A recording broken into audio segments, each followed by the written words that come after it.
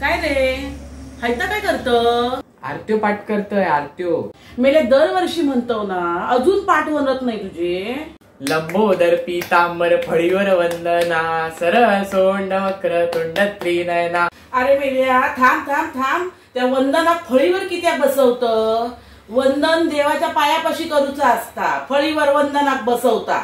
बरा बरा त्या जाऊ दे, मी करता येता बरोबर. पुढची आरती आहे लवलवती विक्राळा ब्रह्मा. अरे अरे अरे अरे मेल्या लवलवती विक्राळा कसले? त्या शंकराने ऐकल्यानी ना तर तुका ब्रह्मांडात काय पाताळात गाडून टाकतले ते. लवथवती विक्राळा असतात. चुकला माझा, मी देवाची माफी मागतलय.